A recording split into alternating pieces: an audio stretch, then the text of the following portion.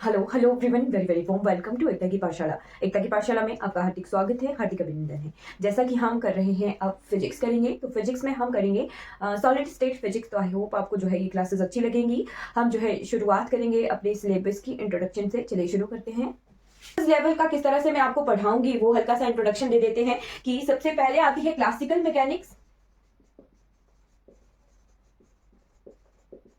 Classical mechanics second number पे, second पे आता है हमारे पास oscillation waves and optics.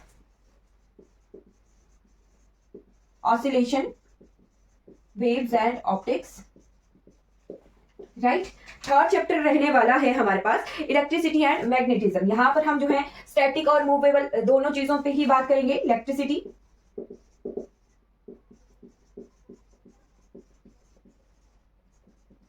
And magnetism. Fourth आता है हमारे पास चैप्टर है thermal and statistical physics, thermodynamics, right. Thermal and statistical physics.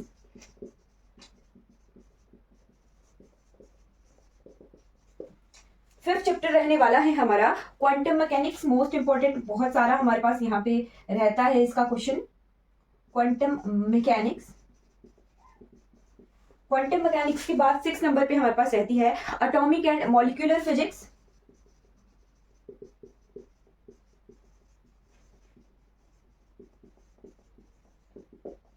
Atomic and molecular physics. Seventh chapter रहने वाला है हमारा solid state physics. Nuclear and particle physics लिखिएगा, nuclear and particle physics. और 8 चैप्टर रहने वाला है हमारे पास सॉलिड स्टेट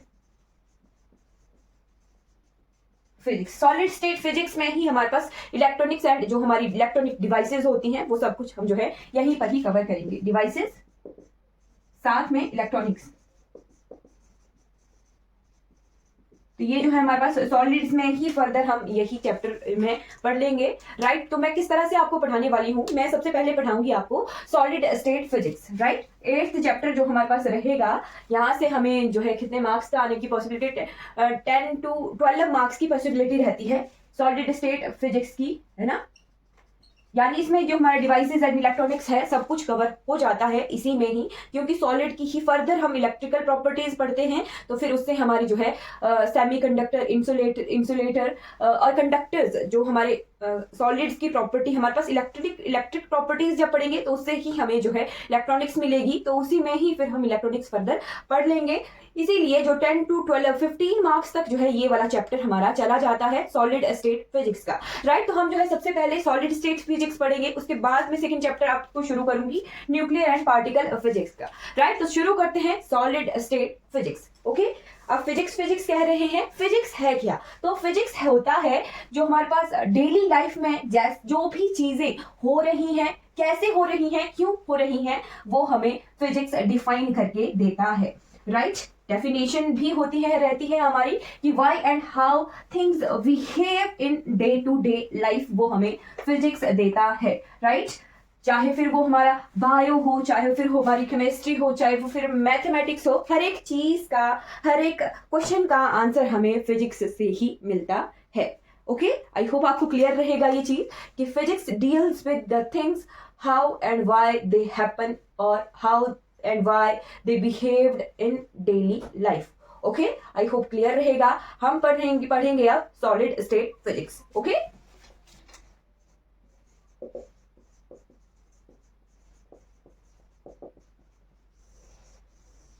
राइट। अब सॉलिड स्टेट फिजिक्स में आने से पहले हमें पता होता है कि हम डील करते हैं किससे, मैटर से, अपने डे टू डे लाइफ में। What is matter? ऐसी कोई भी चीज, हिंदी में कहते हैं ना संसाधन, ऐसी कोई भी चीज जो हम डेली लाइफ में यूज कर रहे हैं वो मैटर कहलाती है, ओके। ऐसा कोई भी वस्तु, कोई भी चीज, चाहे वो सांस ले रहे हैं, पानी पी रहे हैं, हर एक चीज जो हम डेली लाइफ में अपने आसपास के एनवायरमेंट में डील करते हैं वो क्या कहलाती है, हमें मैटर कहलाती है, okay. Matter,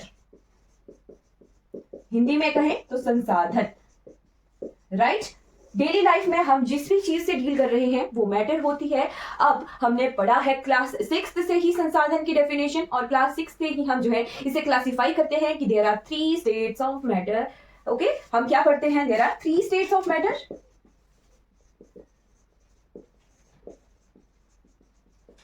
okay, solid, liquid and third one is gases, right. Third one is gases, solid, liquid, gas. हम 3 स्टेट्स ऑफ मैटर से डे टू डे लाइफ में जो है इनका यूज करते हैं, इनके साथ डील करते हैं। ये तो है हमारा ट्रेडिशनल मेथड मैटर को डिफाइन करने का, मैटर को क्लासिफाई करने का, राइट। ओके, बट हमारा जो मॉडर्न फिजिक्स है वो साथ में हम जो है ग्रेजुएशन लेवल तक जो है ये 3 स्टेट्स ऑफ मैटर ही पढ़ते हैं। फिर हम मास्टर्स लेवल में एक और स्टेट भी पढ़ लेते हैं, दैट इज प्लाज्मा, राइट। फिर अगर हमें फर्दर रिसर्च में जाना हो तब हम 4th 5th state of matter भी अब आ गई है हमारे पास, बोस-आइंस्टीन कंडेंसेट, राइट। तो हमें जो है मॉडर्न फिजिक्स में, अब फिजिक्स के हिसाब से हम मैटर को डिफाइन करें तो ज्यादा बेहतर रहेगा। तो फिजिक्स के मॉडर्न मेथड की वजह के लिए जो है हम जो है मैटर्स को 2 उसमें टाइप्स में डिवाइड करते हैं मैटर्स को। एक आता है हमारे पास condense matter, condensed matter, right.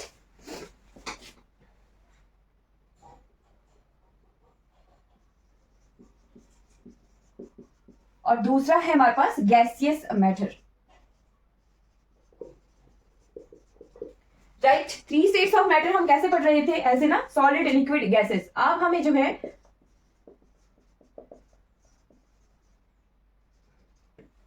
थोड़ा अपने माइंड का उत्थान करना है कि हमें जो है ये 2 स्टेट्स ऑफ मैटर लेके चलना है। हम जो है +1 +2 में लिक्विड्स और गैसेस को कंबाइंडली पढ़ते हैं, फ्लूइड, राइट। फ्लूइड्स पढ़ते हैं, फ्लूइड की मैकेनिक्स हम पढ़ते हैं, है ना। सॉलिड्स और लिक्विड्स और गैसेस में हम वहां पर फ्लूइड करके लिक्विड और गैसेस को पढ़ते हैं। और ये डील करता है हमारे पास काइनेटिक थ्योरी ऑफ गैसेस रहती है, थर्मोडायनेमिक्स रहती है, तो ये हम जो है थर्मोडायनेमिक्स में पढ़ते हैं, राइट, कंबाइनली। बट साथ में देखिएगा सॉलिड्स और लिक्विड्स मिलकर बनाते हैं condensed matter, right, condensed matter. Solids और लिक्विड्स की कंबाइनली स्टडी हमें कंडेंस मैटर लेके आती है, और गैसेस जो हमारा फिर thermodynamics, kinetic theory of gases, ये सब कुछ जो है हम गैसियस मैटर में पढ़ते हैं। अब ये जो सॉलिड्स और लिक्विड्स और गैसेस हैं ये किस तरह से हम डिफाइन करते हैं, तो डिफाइन करते हैं इनके कॉन्स्टिट्यूएंट पार्टिकल से जिनसे ये बने होते हैं। वो एटम्स हो सकते हैं, मॉलिक्यूल्स हो सकते हैं, आयंस हो सकते हैं। तो उनकी अरेंजमेंट से उनके बीच में क्या बॉन्ड है, उनके बीच में क्या एटॉमिक डिस्टेंस है, किस तरह से वो एक दूसरे के साथ इंटरेक्ट कर रहे हैं, उसी की इंटरेक्शन, उनके बॉन्ड्स और उनकी अरेंजमेंट से जो है हम सॉलिड, लिक्विड्स और गैसेस को जो है डिफाइन करते हैं, right.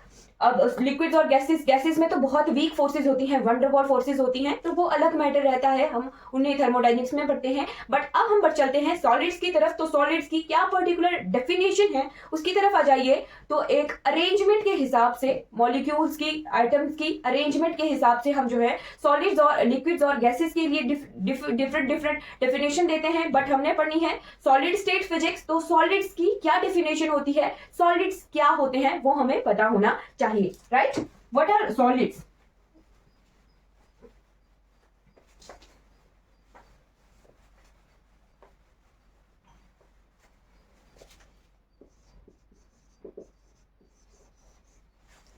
Right?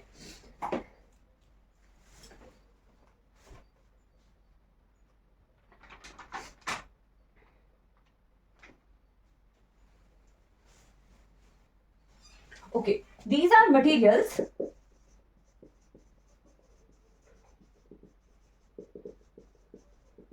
in which constituent particle यानी जिनसे वो बने हो,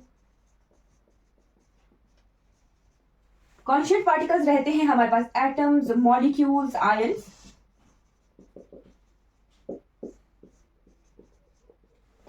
आर अरेंज्ड या फिर are fixed, okay, are relatively fixed, यानी ऐसे मटेरियल जिनके जो कॉन्स्टिट्यूएंट पार्टिकल हैं, एटम्स, मॉलिक्यूल्स और आयंस हैं, वो फिक्स होते हैं। आयंस तो नहीं कहेंगे हम, एटम्स और मॉलिक्यूल्स जो होते हैं वो हमें जो है फिक्स दिखते हैं और वो फिक्स होते भी हैं, राइट। वो जो है एक ट्रांसलेशन मोशन शो नहीं करते हैं, जैसे गैस होती है ना, उसके पार्टिकल जो है मूव करते रहते हैं। क्यों? क्योंकि उनमें जो इंटरेक्शंस हैं, है ना, फोर्स ऑफ इंटरेक्शन है वो वीक होती हैं और जो पार्टिकल है वो मूव होते रहते हैं, राइट। बट जो एटम्स और मॉलिक्यूल्स हैं सॉलिड्स के वो फिक्स होते हैं। इसी फिक्स होने की वजह से जो है उनका जो है साइज, शेप और वॉल्यूम जो है फिक्स होता है, right. Solids have fix size, shape and volume, fix shape, size and volume. Okay, these are material which have fix shape, size and volume, right. अब एग्जाम्पल के तौर पर मान लीजिए ये डस्टर है, इसका जो साइज और शेप है वो फिक्स है, वॉल्यूम भी फिक्स है। जब तक कि इस पर जो है हम कोई एक्सटर्नल प्रेशर, एक्सटर्नल फोर्स या एक्सटर्नल टेम्परेचर अप्लाई नहीं करते हैं तब तक ये इसका साइज, शेप और वॉल्यूम जो है फिक्स रहने वाली है, तभी ये सॉलिड है। यही डेफिनेशन कि अगर किसी मटेरियल का साइज फिक्स हो जाए, शेप फिक्स हो जाए और फिर साइज और शेप फिक्स होने की वजह से फिर वॉल्यूम तो डेफिनेटली फिक्स रहेगा। तो वही चीज कि एक्सटर्नली कोई फोर्स ना अप्लाई की जाए या फिर एक्सटर्नली टेम्परेचर बढ़ा के इसके मॉलिक्यूल्स और एटम्स के साथ डिस्टर्ब नहीं किया जाए जब तक उन्हें, तब तक ये फिक्स रहते हैं, वो कहलाते हैं सॉलिड्स। अब सॉलिड स्टेट फिजिक्स क्या होती है? सॉलिड स्टेट फिजिक्स होती है, it deals with the physical properties of solids. Okay, solid state physics it deals with the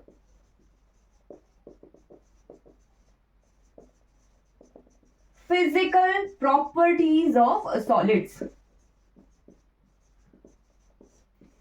right. Solid state physics deals with the physical properties of solids. अब ये physical properties क्या हो सकती हैं? ये electrical भी हो सकती हैं, ये मैग्नेटिक भी हो सकती हैं, ये ऑप्टिकल भी हो सकती हैं, या फिर इनकी जो है अरेंजमेंट के हिसाब से भी प्रॉपर्टीज हो सकती हैं, यानी इनकी शेप, ज्योमेट्री भी डिसाइड करती है। तो जो भी फिजिकल प्रॉपर्टीज सॉलिड के साथ डील करने वाली जो ब्रांच है, it is a branch of science which deals with the physical properties of solids, right. हम सॉलिड्स को जो है उनकी फिजिकल प्रॉपर्टीज के हिसाब से क्लासिफाई भी करते हैं। जैसे अगर हम मान लो सॉलिड्स की इलेक्ट्रिकल प्रॉपर्टीज पढ़ते हैं, right, classification of solids according to their physical properties, ये देख लीजिए, right.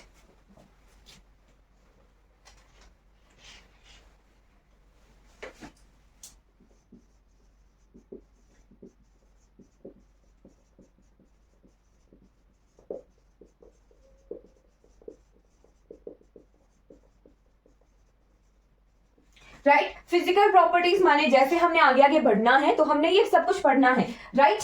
Classification according to their physical properties. अगर हम जो है इलेक्ट्रिकल प्रॉपर्टीज सॉलिड्स की पढ़ रहे हैं तो सॉलिड्स को हम 3 टाइप्स में डिफाइन कर देते हैं। There are 3 type of solids according to their electrical properties. कौन कौन से? जैसे हमारे पास कंडक्टर्स हैं, कंडक्टर्स के बाद इंसुलेटर्स हैं, फिर सेमीकंडक्टर। और इस वाले चैप्टर में सेमीकंडक्टर वाला जो पोर्शन है वो मोस्ट इंपॉर्टेंट है। अब हम जो है इंट्रोडक्शन के बाद क्रिस्टल स्ट्रक्चर वगैरह पढ़ के सेमीकंडक्टर की तरफ ही आएंगे और फिर हमारा इलेक्ट्रॉनिक्स वाला पोर्शन चलेगा, जहां पर मोस्ट इंपॉर्टेंट यार यहां से क्वेश्चन आना, जंक्शन डायोड्स हम पढ़ते हैं, है ना, फिर हम पढ़ते हैं गेट्स पढ़ते हैं, सेमीकंडक्टर डिवाइसेस में गेट्स पढ़ते हैं, मॉसफेट्स पढ़ते हैं, फिर हम एम्पलीफायर्स वगैरह पढ़ते हैं। वो सब कुछ जो है ये सेमीकंडक्टर डिवाइसेस के बाद ही आता है। यानी अगर हम सॉलिड्स पढ़ रहे हैं, सॉलिड्स की इलेक्ट्रिकल प्रॉपर्टीज पढ़ी, इलेक्ट्रिकल प्रॉपर्टीज के बाद डिफाइन किया सेमीकंडक्टर, तो सेमीकंडक्टर के बाद सेमीकंडक्टर डिवाइसेस आ गई और इलेक्ट्रॉनिक्स हमारी कवर हो रही है। और ये मोस्ट इंपॉर्टेंट टॉपिक है, हम ये से कवर करते हुए चलेंगे, राइट। अब सॉलिड्स की अगर हम मैग्नेटिक प्रॉपर्टीज पढ़ रहे हैं, मैग्नेटिक प्रॉपर्टीज अगर सॉलिड्स की पढ़ रहे हैं तो हम सॉलिड्स को देखते हैं, these are paramagnetic, these are diamagnetic, these are ferromagnetic, anti ferromagnetic, इतनी तरह के हम सॉलिड्स के साथ डील करते हैं, right. Paramagnetic,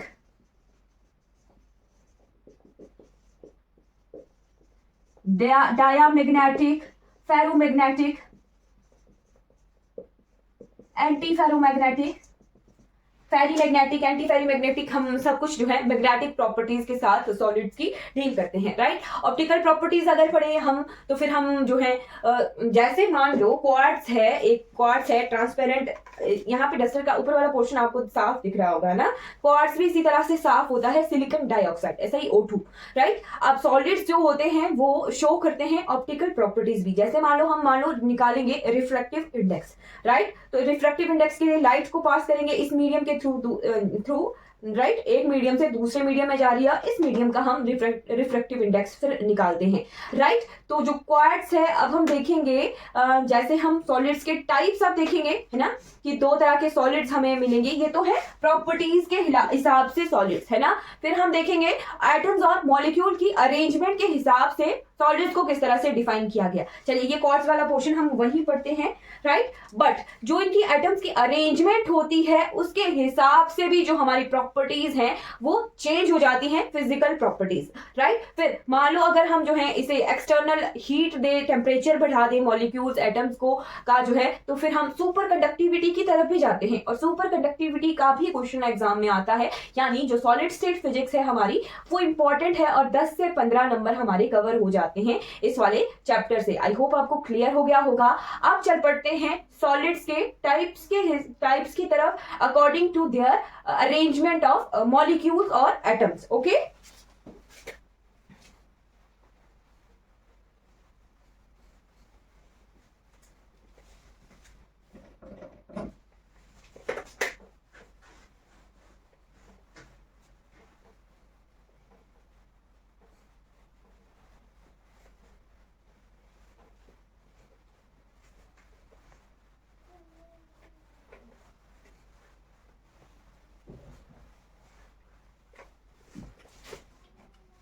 okay, types of solids.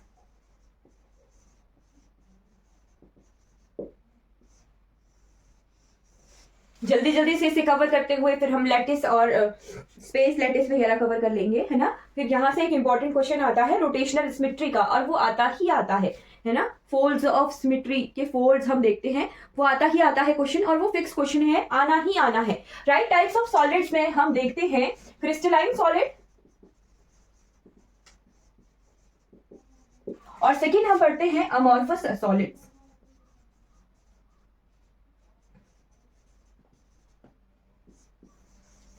Amorphous ए क्या है, प्रीफिक्स है। एक ध्यान रखिएगा, अगर किसी साइंटिफिक टर्म में ए यूज किया है, प्रीफिक्स यूज किया है, तो वो फर्दर डिवाइड नहीं हो सकता है एज पर जो है जब अगर उस पर फर्दर जो है रिसर्च नहीं हो रही है। इट मींस अगर किसी वर्ड के पीछे ए का यूज किया, यानी उसका जो है फॉर्मेशन तोड़ा मरोड़ा नहीं जा सकता उस चीज को, वो ध्यान रखिएगा। जब तक एटम्स भी है ना, तो एटम्स जब तक नॉलेज थी, जब इस अणु को, एटम को जो है एटम को जब एटम नाम दिया गया था, उसके बाद हमें जो है इतना पता था कि एटम्स को फर्दर डिवाइड नहीं किया जा सकता।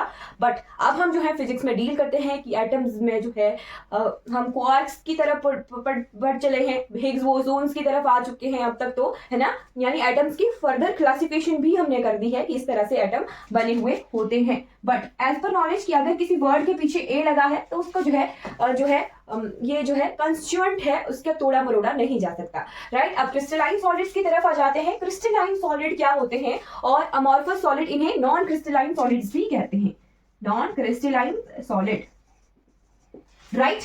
यानी कुछ जगहों पर हमें नॉन क्रिस्टलाइन भी मिलेगा, कुछ जगहों पर हमें अमॉर्फस सॉलिड भी लिखा हुआ मिलेगा, तो ये दोनों एक ही चीज हुई। हमने देखा कि सॉलिड्स को एटम्स और मॉलिक्यूल्स की अरेंजमेंट के हिसाब से डेफिनेशन दे दी थी कि अगर एटम्स और मॉलिक्यूल्स फिक्स हैं उनका, तो वो साइज शेप फिक्स हो जाती है,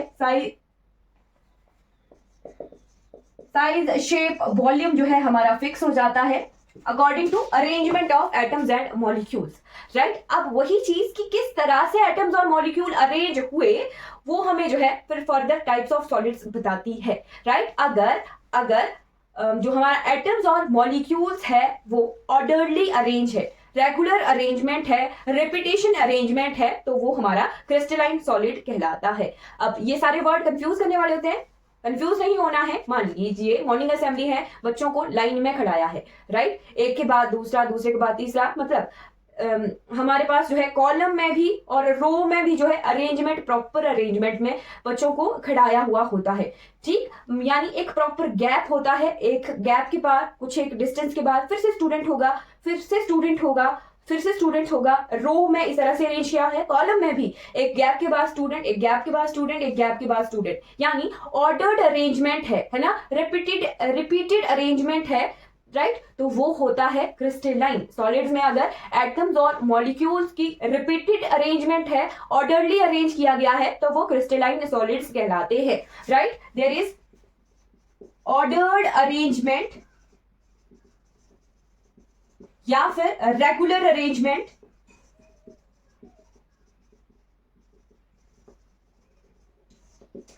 या फिर repeated arrangement of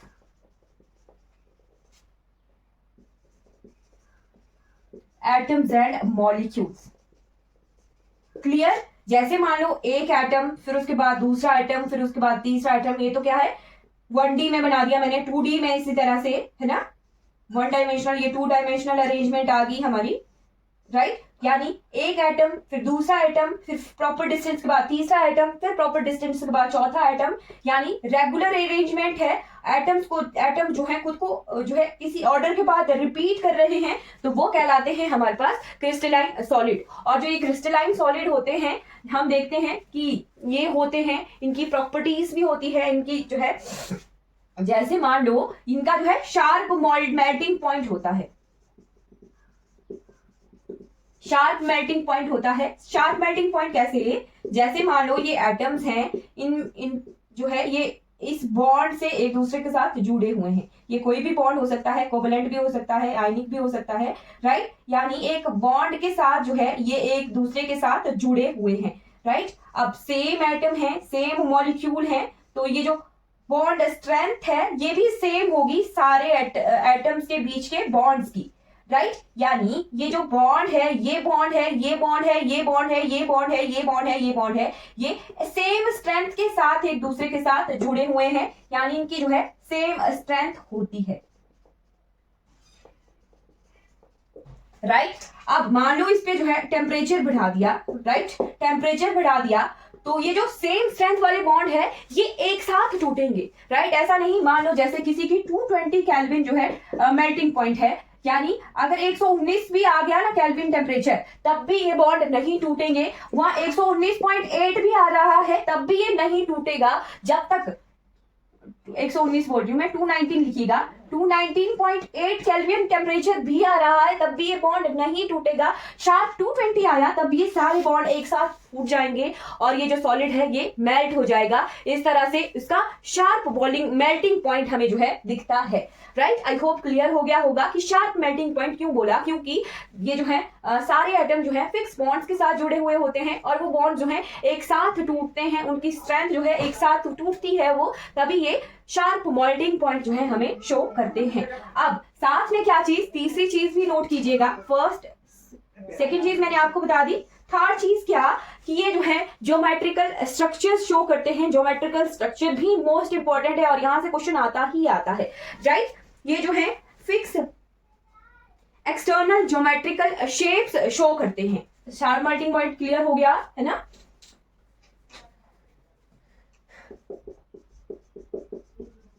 external geometrical shapes जो हैं ये शो करते हैं, ज्योमेट्रिकल स्ट्रक्चर इनके बनते हैं और ये मोस्ट इंपॉर्टेंट है, यहां से क्वेश्चन आता ही आता है। राइट 2D और 3D में अरेंजमेंट होती है, 2 डायमेंशनल में there are 5 type of geometrical structures और हमारे पास 3D में अलग तरह से ज्योमेट्रिकल स्ट्रक्चर्स होते हैं, वो मैं आपको बताऊंगी जैसे जैसे हम बढ़ेंगे आगे। बट इतना चीज कि ये जो है ये अगर इसका यूनिट का ये क्यूबिक बन रहा है, अभी तो 2D में स्क्वायर बन रहा है, तो हमारे पास पूरा जो सॉलिड है उसका जो शेप है स्क्वायर ही दिखेगा। यानी जो छोटा से छोटे पार्टिकल आपस में जुड़ के जो शेप बना रहे हो, बड़े बड़े स्ट्रक्चर में भी जो है हमारे पास ज्योमेट्रिकल शेप जो है वही बनती है। यानी ये एक्सटर्नल ज्योमेट्रिकल शेप्स जो है, स्ट्रक्चर जो है शो करते हैं इनकी अरेंजमेंट के हिसाब से, है ना। Internal arrangement of constituent particle की वजह से एक्सटर्नल ज्योमेट्रिकल शेप्स हमारी बनती हैं। राइट अब एग्जाम्पल देखिएगा, एग्जाम्पल आगे हमारे पास जैसे rock salt, quartz, right. Metals मैं यहाँ नहीं लिखूंगी, मेटल्स जो है हमें ये क्रिस्टलाइन सॉलिड फिर डिवाइड होगा फर्दर सिंगल क्रिस्टल और पॉली क्रिस्टल में, तो पॉली क्रिस्टल में हम जो है मेटल्स वहां पर पढ़ेंगे। बट इतना क्लियर हो गया है कि क्रिस्टलाइन सॉलिड्स क्या होते हैं। There is long range arrangement of atoms and molecules show करते हैं, राइट। लॉन्ग अरेंजमेंट कैसे, यानी एक एटम दूसरा एटम तीसरा एटम रिपीट हो रहा है, और ये जो अरेंजमेंट है ये इन्फिनाइट ऑर्डर तक जा सकती है, इन्फिनाइट पोजीशन तक जा सकती है। यानी ये सेम अरेंजमेंट जो है अगर पहले नंबर पे, दूसरे नंबर पे, तीसरे नंबर पे है, तो वो इन्फिनाइट तक जो है सेम अरेंजमेंट शो करते हैं क्रिस्टलाइन सॉलिड। बस उसी का ही उल्टा होता है हमारे पास अमॉर्फस सॉलिड। ये जो अमॉर्फस सॉलिड्स होते हैं ये इनके एटम और मॉलिक्यूल्स जो होते हैं, कॉन्स्टिट्यूएंट पार्टिकल होते हैं, वो ordered, there is know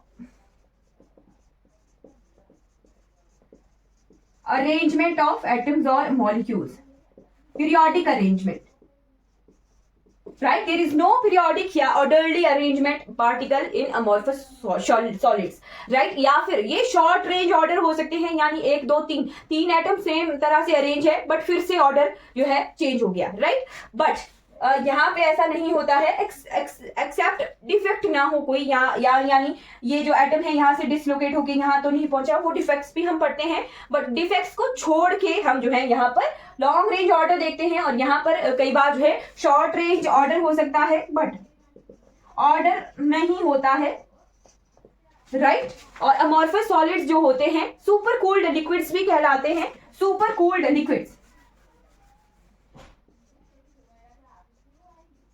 super cooled liquids क्या, कि मान लो जैसे मेल्टेड है कोई सॉलिड हमारे पास, और उसको जो है एकदम से जो है उसका टेम्परेचर लो कर दिया और उसे एकदम से ठंडा करके जो है सॉलिड बना दिया गया, तो वो एकदम से जो है ठंडा होके उसमें जो एटम्स और मॉलिक्यूल्स हैं वो अपने प्रॉपर ऑर्डर में नहीं आ पाए, है ना। तो उसी वजह से जो है ये अमॉर्फस सॉलिड्स हमारे पास बन जाते हैं। जैसे फॉर एग्जांपल हमारे पास ग्लास है, इसका सबसे बड़ा एग्जांपल हमारे पास ग्लास होता है, ग्लास शीशा, है ना। Silicon SiO2 silicon dioxide, right. तो SiO2 क्या है, ग्लास जो है हमारे पास क्रिस्टल्स भी होते हैं, अमॉर्फस भी होते हैं, बस डिपेंड करता है उनके कूलिंग का टेम्परेचर। अगर उनको एग्जैक्टली उसी ऑर्डर में उसी टेम्परेचर पर कूल नहीं होने दिया जिस टेम्परेचर में वो कूल होकर क्रिस्टल बनता है, और जल्दी से कूल कर दिया, यानी फ्रिज में रख दिया, मान लो फ्रीजर में रख दिया ग्लास के लिक्विड फॉर्म को और जल्दी से उसे जो है कूल कर दिया, तो हमारे पास जो है वो अमॉर्फस सॉलिड ही बनाएगा, राइट। ध्यान रखिएगा हमारे पास जो ग्लास है वो अमॉर्फस सॉलिड होता है। गॉड्स होता है ना, रबर होता है, प्लास्टिक होता है, रबर, प्लास्टिक, पॉलीमर्स, राइट। ये कोई शार्प मेल्टिंग पॉइंट भी नहीं शो करते, और क्रिस्टलाइन सॉलिड्स हमारे पास शार्प मेल्टिंग पॉइंट शो करते हैं। साथ में ये डक्टाइल होते हैं, ब्रिटल होते हैं, चमकीले होते हैं, डक्टाइल मेलिएबल होते हैं। इन्हें थिन वायर्स में कन्वर्ट किया जा सकता है, इन्हें जो है शीट्स में कन्वर्ट किया जा सकता है, ये टूट भी सकते हैं, राइट। वो भी हम देखते हैं, बट वो सिंगल क्रिस्टलाइन और पॉलीक्रिस्टलाइन की प्रॉपर्टीज में चेंज आया होता है, तभी हम देख सकते हैं, राइट। चलिए, अमॉर्फस सॉलिड और क्रिस्टलाइन सॉलिड्स आपको क्लियर हो गए होंगे। अब क्रिस्टलाइन सॉलिड्स भी जो है फर्दर 2 टाइप्स के होते हैं, सिंगल क्रिस्टल और पॉलीक्रिस्टल्स।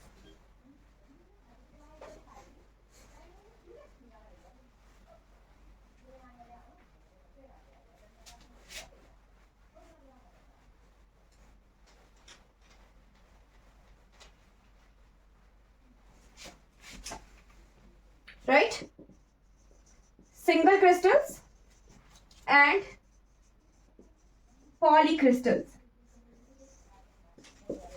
सिंगल क्रिस्टल्स और पॉलीक्रिस्टल्स का क्या मतलब हुआ। सिंगल क्रिस्टल तो वही कि एक ही तरह का एटम है या मॉलिक्यूल है, वो खुद को रिपीट कर रहा है एक डेफिनेट ऑर्डर में, राइट।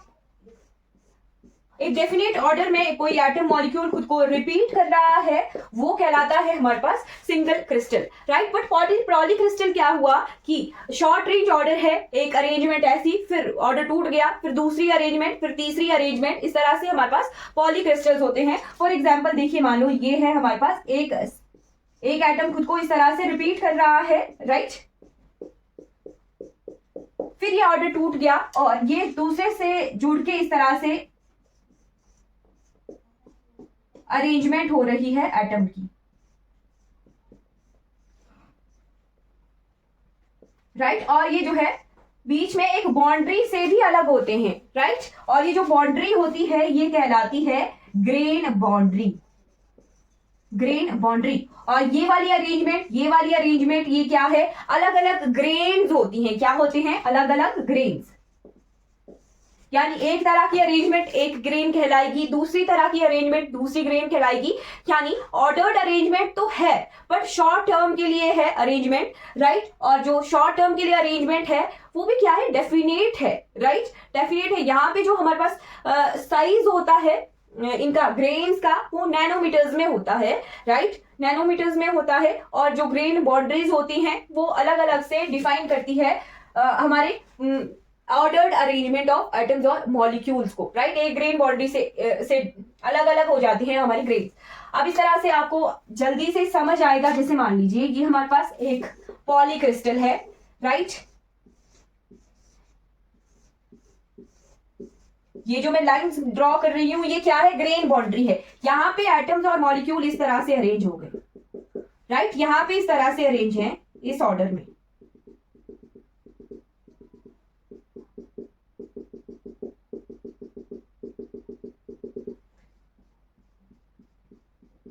यानी ऑर्डर्ड अरेंजमेंट तो है बट शॉर्ट टर्म के लिए, राइट। और इनके जो है ग्रेन्स में डिफरेंट डिफरेंट, अब इस ग्रेन की ज्योमेट्रिकल शेप अलग होगी, इसकी अलग होगी, इसकी अलग होगी, इसकी अलग होगी, इनकी अलग अलग होगी, है ना, ज्योमेट्रिकल शेप। तो यानी पूरे क्रिस्टल की ज्योमेट्रिकल शेप भी जो है डिफाइन नहीं होती है, राइट। ये डिपेंड करता है इसके फिर एवरेज से कि किस तरह का स्ट्रक्चर निकल कर आएगा, राइट। ये होते हैं हमारे पास पॉलीक्रिस्टल्स। आई होप क्लियर हो गया होगा आपको, है ना। साथ में क्या कि ये जो हमारे पास सिंगल क्रिस्टल्स होते हैं, रह गया वो चीज, ये एनाइसोट्रॉपी भी शो करते हैं। एनाइसोट्रॉपी क्या कि एक डायरेक्शन में जो है एक तरह की प्रॉपर्टी, दूसरी डायरेक्शन में दूसरी तरह की प्रॉपर्टी, राइट। मान लो जो मैं क्वार्ट्ज का एग्जांपल आपको बता रही थी, है ना, कि इस तरफ से जब हम देखते हैं तो हमारे पास अगर इस तरफ से यहां से लाइट पास की और इस तरफ आई, है ना, एक मीडियम से दूसरे मीडियम में, तो रिफ्रैक्टिव इंडेक्स हमारा कुछ और, बट यहां से लाइट पास करके इस तरफ से, है ना, रिफ्रैक्टिव इंडेक्स निकाला गया तो उसका रिफ्रैक्टिव इंडेक्स कुछ और होगा। इस वाली डायरेक्शन में कंडक्टिविटी कुछ और होगी, इस वाली डायरेक्शन में कंडक्टिविटी कुछ और होगी। यानी ये नोट कर लीजिएगा, सिंगल क्रिस्टल जो होते हैं वो एनाइसोट्रॉपी जो है शो करते हैं, राइट। और पॉलीक्रिस्टल्स का हमने देख लिया एग्जाम्पल, क्या मेटल्स और सॉल्ट्स जो होते हैं वो पॉलीक्रिस्टल हमारे होते हैं, राइट। और ये जो है आइसोट्रॉपिक नेचर के होते हैं, आइसोट्रॉपिक नेचर के, यानी सेम प्रॉपर्टीज जो है ये शो करते हैं किसी भी डायरेक्शन में। और हमारे पास जो सिंगल क्रिस्टल थे वो क्या थे, एनाइसोट्रॉपिक थे, यानी हर एक डायरेक्शन में अलग अलग प्रॉपर्टीज शो करना, राइट। फिजिकल प्रॉपर्टीज हर एक डायरेक्शन में सेम रहती है हमारे पॉलीक्रिस्टल्स की, और सिंगल क्रिस्टल्स की अलग अलग प्रॉपर्टीज होती है, राइट। चलिए हमने देख लिया सिंगल क्रिस्टल और पॉलीक्रिस्टल का। कल की क्लास में हम जो है पीरियोडिक अरेंजमेंट देखेंगे, लैटिस पॉइंट देखेंगे, ब्रावियस लैटिस देखेंगे, और साथ में फोल्ड सिमेट्रीज की तरफ पढ़ चलेंगे, ज्योमेट्रिकल स्ट्रक्चर्स की तरफ पढ़ चलेंगे, जो कि मोस्ट इंपॉर्टेंट है ज्योमेट्रिकल स्ट्रक्चर्स, राइट। वहां से डेफिनेट क्वेश्चन आता ही आता है, वो हम कल की क्लास से आप शुरू कर लेंगे। आई होप आपको क्लियर होगी। कोई भी क्वेरी रहेगी, कोई भी डाउट रहेगा तो आपने पूछ लेना है। Thank you so much for watching this class.